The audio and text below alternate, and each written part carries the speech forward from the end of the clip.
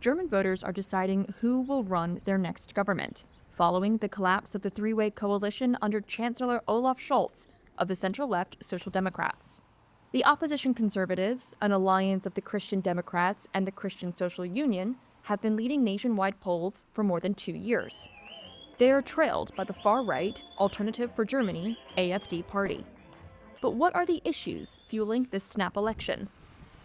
Germany has long been Europe's biggest economy, but for the past 2 years, it's been in decline. Rising energy prices played a big role in that, and they remain a formidable challenge for both households and businesses. Friedrich Merz, the CDU opposition leader, had strong words for Olaf Scholz, arguing he led Germany into economic crisis while chancellor. I'm somewhat amazed, Mr. Chancellor, at your perception. We are now in the third year of a recession. This has never happened before in Germany. Stopping this will be a huge effort, so I have to tell you, I'm somewhat shocked by the perception you have here this evening of the state of our economy.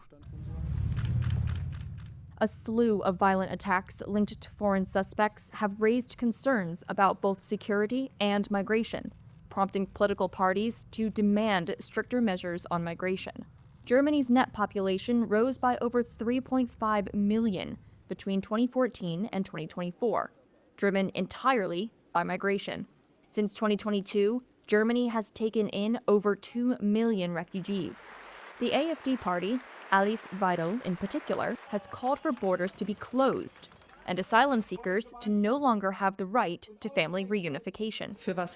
What I stand for is to stop this illegal migration and that we must separate ourselves from the people who are in our country illegally and who have committed criminal offenses.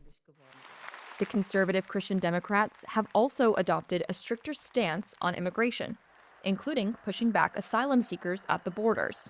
Some voters believe that the parties themselves have made this a red-button issue. One of the things that moves people in Germany most might be the topic of migration, because not necessarily on their own accounts, but because it's a topic that has been raised by all of the major parties and thus has set a movement into place with the people as well.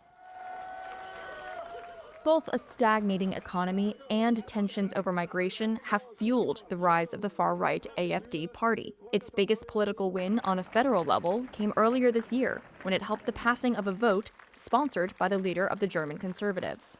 Most of Germany's major parties refuse to work with the AfD, and many protests against the AfD party have broken out across Germany, with voters like Antje Marta worried about a possible shift to the right.